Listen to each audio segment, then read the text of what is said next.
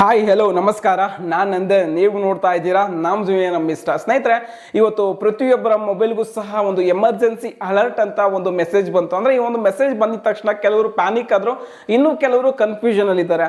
ಹಾಗಾದರೆ ಈ ಒಂದು ಮೆಸೇಜ್ ಏನು, ಈ ಒಂದು ಮೆಸೇಜನ್ನು ಯಾರು ಕಳಿಸಿದ್ದು, ಮತ್ತು ಈ ಒಂದು ಮೆಸೇಜನ್ನು ಯಾಕಾಗಿ ಕಳಿಸಿದ್ರು ಅನ್ನೋ ವಿಚಾರದ ಬಗ್ಗೆ ಇವತ್ತಿನ ವಿಡಿಯೋದಲ್ಲಿ ನಾನು ನಿಮಗೆ ತಿಳಿಸ್ಕೊಡ್ತೀನಿ.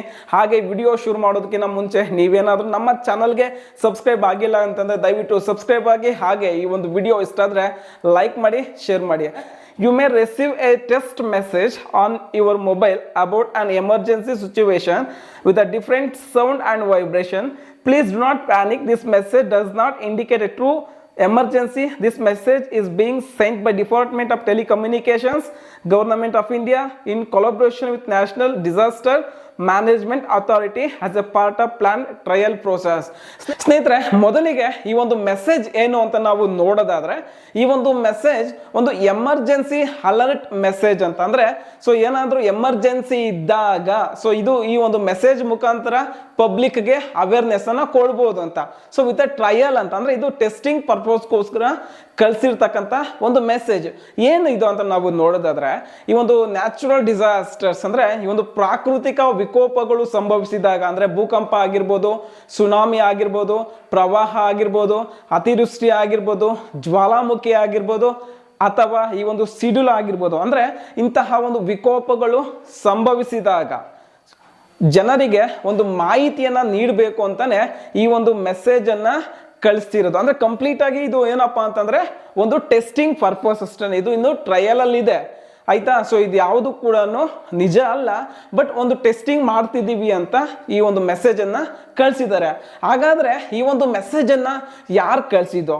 ಸ್ನೇಹಿತರೆ, ಈ ಒಂದು ಮೆಸೇಜ್ ಅನ್ನ ಕಳಿಸಿದ್ದು ಡಿಪಾರ್ಟ್ಮೆಂಟ್ ಆಫ್ ಟೆಲಿಕಮ್ಯುನಿಕೇಶನ್ಸ್, ಹಾಗೆ ಗವರ್ನಮೆಂಟ್ ಆಫ್ ಇಂಡಿಯಾ ಮತ್ತೆ ನ್ಯಾಷನಲ್ ಡಿಸಾಸ್ಟರ್ ಮ್ಯಾನೇಜ್ಮೆಂಟ್ ಅಥಾರಿಟಿ, ಈ ಒಂದು ಮೂರು ಸಂಸ್ಥೆಗಳು ಒಟ್ಟಾಗಿ ಸೇರ್ಕೊಂಡು ಈ ಒಂದು ಮೆಸೇಜ್ ಅನ್ನ ಎಲ್ಲರ ಮೊಬೈಲ್ಗೂ ಸಹ ಫಾರ್ವರ್ಡ್ ಮಾಡಿರ್ತಾರೆ.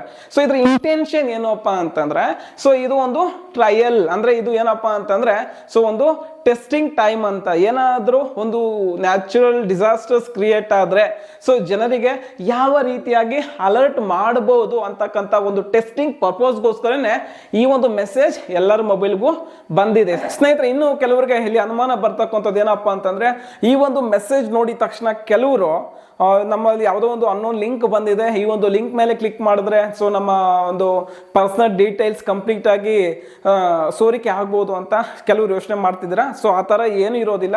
ಸೊ ಇಲ್ಲಿ ಕ್ಲಿಯರ್ ಆಗಿ ಹೇಳ್ತಿದೆ ಏನಪ್ಪ ಅಂತಂದ್ರೆ, ಗವರ್ನಮೆಂಟ್ ಆಫ್ ಇಂಡಿಯಾ ತನ್ನ ಒಂದು ಪ್ರಜೆಗಳ ಮೇಲೆ ಸೊ ವಿಪರೀತವಾದ ಒಂದು ಕನ್ಸರ್ನ್ ಅನ್ನ ಇಟ್ಕೊಂಡು ಒಂದು ಇಂತಹ ಒಂದು ಮೆಸೇಜ್ ಅನ್ನ ಕ್ರಿಯೇಟ್ ಮಾಡ್ತಿದೆ. ಸ್ನೇಹಿತರೆ, ಆಕ್ಚುಲಿ ಏನಕ್ಕೆ ಅಂತ ನಾವು ಸಿಂಪಲ್ ಆಗಿ ಹೇಳ್ಬೇಕು ಅಂತಂದ್ರೆ, ಈಗ ಯಾವುದಾದ್ರೂ ನೀವು ಸಮುದ್ರ ಪ್ರದೇಶದಲ್ಲಿದ್ದೀರಾ, ಅಥವಾ ಯಾವುದಾದ್ರೂ ಜ್ವಾಲಾಮುಖಿ ಆಗ್ತಕ್ಕಂಥ ಸೊ ಒಂದು ಪ್ರದೇಶದಲ್ಲಿದ್ದೀರಾ, ಅಥವಾ ಯಾವುದಾದ್ರೂ ಒಂದು ಭೂಕಂಪ ಪೀಡಿತ ಒಂದು ಪ್ರದೇಶದಲ್ಲಿದ್ದೀರಾ, ಸೊ ಆಗ ಯಾವುದಾದ್ರೂ ಒಂದು ಸಿಗ್ನಲ್ಸ್ ಅನ್ನೋದು ಈ ಒಂದು ನ್ಯಾಷನಲ್ ಡಿಸಾಸ್ಟರ್ ಮ್ಯಾನೇಜ್ಮೆಂಟ್ ಅಥಾರಿಟಿಗೆ ಸಿಗುತ್ತೆ. ಸೊ ಈ ಒಂದು ಏರಿಯಾದಲ್ಲಿ ಭೂಕಂಪ ಆಗ್ಬೋದು, ಈ ಒಂದು ಏರಿಯಾದಲ್ಲಿ ಸುನಾಮಿ ಬರ್ಬೋದು, ಈ ಒಂದು ಏರಿಯಾದಲ್ಲಿ ಜ್ವಾಲಾಮುಖಿ ಆಗ್ಬೋದು ಅಂತ ಅವ್ರಿಗೆ ಮಾಹಿತಿ ಇರುತ್ತೆ. ಸೊ ಅವ್ರು ಬಂದು ಇಮಿಡಿಯೇಟ್ ಆಗಿ ನಿಮ್ಮನ್ನ ರಕ್ಷಣೆ ಮಾಡೋದಕ್ಕೆ ಅಥವಾ ನಿಮ್ಗೆ ಮಾಹಿತಿ ನೀಡೋದಕ್ಕೆ ಸಾಧ್ಯ ಇರೋದಿಲ್ಲ. ಆಗ ಅವ್ರು ಏನ್ ಮಾಡ್ತಾರೆ ಅಂತಂದ್ರೆ, ನಿಮ್ಮ ಒಂದು ಲೊಕೇಶನ್ ಟ್ರೇಸ್ ಮಾಡ್ಬಿಟ್ಟು ಏನ್ ಮಾಡ್ತಾರೆ ಅಂತಂದ್ರೆ ಈ ತರ ಒಂದು ಮೆಸೇಜ್ ಅನ್ನ ಕಳಿಸ್ತಾರೆ, ನೀವು ಅಲರ್ಟ್ ಆಗ್ಬಹುದು ಅಂತಕ್ಕಂಥ ಇಂಟೆನ್ಷನ್ ಅಷ್ಟೇ. ಸ್ನೇಹಿತರೆ, ಒಂದು ವಿಷಯ ಹೇಳ್ತೀನಿ, ಯಾವುದೇ ಸರ್ಕಾರಗಳು ಸೊ ಯಾವುದಾದ್ರೂ ಒಂದು ಸ್ಕೀಮ್, ಒಂದು ಯೋಜನೆಯನ್ನ ಹಮ್ಮಿಕೊಂಡ್ರೆ ಆ ಒಂದು ಯೋಜನೆ ಪ್ರಮುಖ ಉದ್ದೇಶ ಏನಾಗಿರುತ್ತೆ ಅಂತಂದ್ರೆ ಸೊ ಜನಸಾಮಾನ್ಯರಿಗೆ ಒಳ್ಳೇದು ಮಾಡೋದೇ ಆಗಿರುತ್ತೆ.